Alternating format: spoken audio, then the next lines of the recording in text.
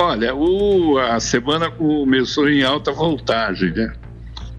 De manhã o Bolsonaro havia dado uma entrevista à Globo News e o ministro Alexandre de Moraes, numa nova decisão, proibiu que essas entrevistas fossem feitas.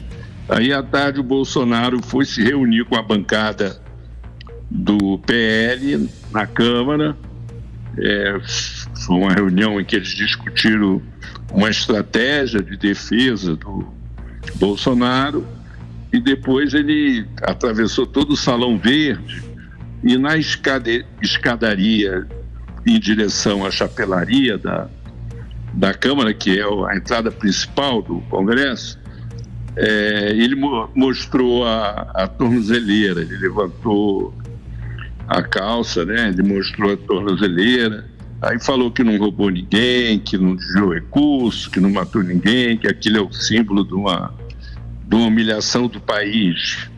Ele na verdade, ele está apostando numa espécie de caos institucional, porque esse impasse com os Estados Unidos, ele tem muito a ver com esse processo do Bolsonaro, e isso está sendo trabalhado politicamente por ele e pelo filho, o Eduardo Bolsonaro, que está nos Estados Unidos exatamente para fazer isso e obteve sucesso, né? Tanto que essas medidas cautelares do Alexandre de Moraes foram em razão da conexão entre ele e o filho, articulando esse movimento simultâneo no sentido de o governo Trump emparedar o governo brasileiro com as tarifas de 50% sobre as exportações e a mobilização aqui em função do julgamento dele, da anistia aos condenados pelos atos de vandalismo no dia 8 de janeiro e por aí vai.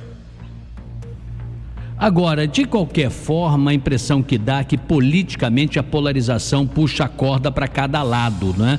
Porque hoje mesmo várias manifestações de líderes da oposição, eu digo líderes, não só líderes funcionalmente escolhidos pelos seus pares, mas pessoas influentes, né, da oposição se reuniram e já insinuando e acelerando uma possibilidade de pedir o impeachment do ministro Alexandre de Moraes. Parece que o foco da semana é fixar mais uma vez e mais centralmente no ministro Supremo, né, Azedo? Na verdade eles querem escalar a crise, né? Criar um caos institucional. E o Alexandre de Moraes é o alvo central, porque ele preside o inquérito, né, das fake news, o julgamento, é o relator do julgamento do Bolsonaro e dos generais e mais alguns auxiliares dele em função da tentativa de golpe, que é um julgamento que está em pleno curso, né? E agora investiga a atuação do Eduardo Bolsonaro a pedido da Procuradora-Geral da República. É uma situação assim, eles definiram um inimigo que precisa ser derrotado, precisa ser batido e ao mesmo tempo com isso eles conseguem acirrar o conflito entre o governo Trump e o presidente Lula e agravando essa crise, né? Eu vou passar aqui para o Madureira fazer a observação. Uma coisa importante, que é difícil também a posição de qualquer ministro do Supremo em relação a cada detalhe. Repare que nesse fim de semana, Eduardo Bolsonaro chamou de cachorrinhos, por exemplo, investigadores da Polícia Federal. E ele fez uma ameaça meio assustadora, dizendo, olha, se eu souber o nome, alguma coisa nas entrelinhas, algo pode acontecer. Essas senhoras que voltaram a ser presas, né, e elas, por serem idosas, hoje foram até consideradas por bolsonaristas um ataque aos direitos humanos. Uma delas violou a tornozeleira eletrônica 983 vezes, ausência de sinal, fim da bateria, saída não autorizada. Ou seja, há desafios que são feitos também e eu acho que se espera que o ministro nada faça. E ele acaba tendo a obrigação de fazê-lo e paga um preço caro por isso também. Madureira, sua participação. O Azedo já tinha falado aqui na sexta-feira e você repetiu agora, né?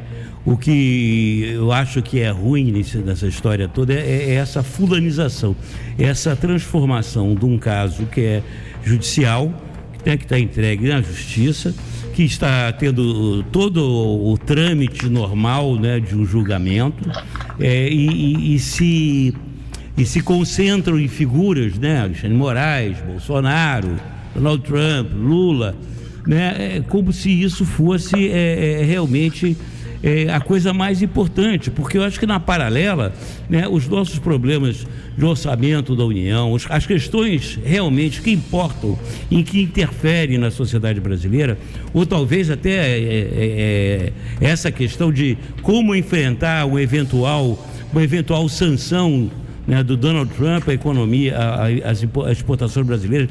Agora, você ficar nessa coisa mesquinha, né, que eu acho que até o Alexandre de Moraes entra nesse jogo também, né, eu faço isso, eu contraponho com aquilo.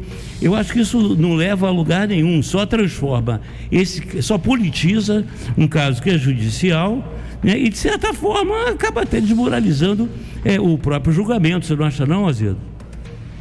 Eu acho, mas aí a situação é parecida com aquela que você tem um sujeito baixinho, né, que tem um amigo grandalhão, aí ele compra briga, arruma confusão, porque ele sabe que o amigo grandalhão vai defender ele e vai entrar na briga a favor dele, entendeu? A situação mais ou menos é essa que tá acontecendo na política com o Brasil, né? Essa crise. Você tem uma série de questões, como você mesmo colocou, que são da maior importância para a sociedade brasileira, mas nós estamos sendo atropelados, porque existe também uma instrumentalização dessa polarização política pelos Estados Unidos e pelo Trump, visando objetivos econômicos no governo norte-americano. Por exemplo, hoje os produtores de carne lá nos Estados Unidos já estavam comemorando o tarifaço e o preço da carne já aumentou lá nos Estados Unidos. As Big Techs que se reuniram hoje com o vice-presidente Geraldo Alckmin, elas pressionam porque elas não querem regulamentação, essa coisa dos cartões de crédito e do meio de pagamento do WhatsApp, da Meta, contrariada pelo Pix, é outra variável. Enfim, tem muitos interesses que convergem e que procuram tirar partido da crise. Quer dizer, é gente que ganha da confusão, né? Você vê, agora hoje se abriu uma investigação porque alguém recebeu a informação de que haveria o tarifaço, se antecipou, comprou uma quantidade enorme de dólares e assim que saiu o tarifaço, vendeu e ganhou uma fortuna com relação a essa operação. E hoje está sendo investigado, já está sendo investigado um escândalo, porque sempre tem quem ganha, né? Uma confusão. Aí já se comprovado, é um crime incrível. Para fechar aqui, Azedo, como é que o presidente Lula se comportou em Santiago do Chile, que ele se reuniu lá com outros presidentes também? Como é que foi o encontro? Olha, ele lá foi muito cauteloso na minha avaliação, né? Porque ele se reuniu com o presidente do Chile, o Gabriel Boric, que foi o anfitrião, uma reunião que já estava marcada muito antes, para discutir a defesa da democracia. Participaram dessa reunião também o presidente da Colômbia, o Gustavo Petro, o Pedro Sánchez, da Espanha, e o Yamandu Orsi, do Uruguai. Foi um encontro de chefes de Estado para discutir a situação política geral. E eles concluíram que era preciso fazer uma mobilização envolvendo a sociedade, os meios acadêmicos, os grupos de reflexão sobre políticas públicas para defender a democracia, o multilateralismo, o combate às desigualdades e o enfrentamento à desinformação e regulamentação das tecnologias digitais. Essa questão, por exemplo, da inteligência artificial na política vai ser uma coisa seríssima, né? Por exemplo, hoje o Trump divulgou lá um vídeo feito com inteligência artificial do Obama sendo preso na Casa Branca. Não tem... É um vale tudo, entendeu?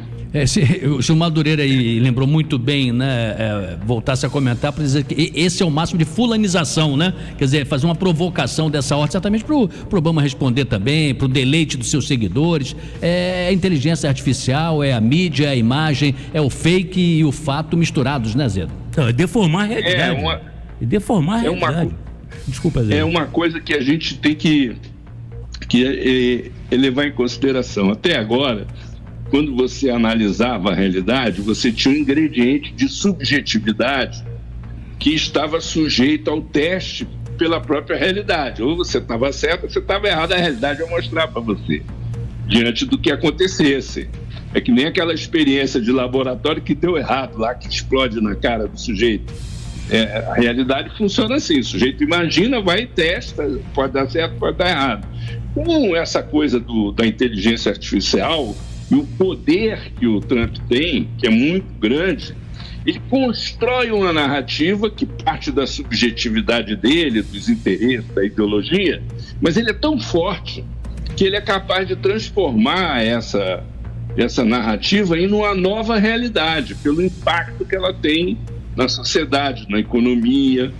Então é realmente uma situação nova aí que nós vamos quebrar a cabeça para entender direito. Muito bem, Luiz Carlos Azedo, você tem notado que tem aumentado o tempo aqui para você, porque realmente o noticiário é intenso, você comentou muitos temas, eles não chegam nem a 10%, nem a 5% dos demais assuntos tão relevantes e importantes que Brasília provoca e a política em geral. Amanhã voltamos, Azedo, forte abraço.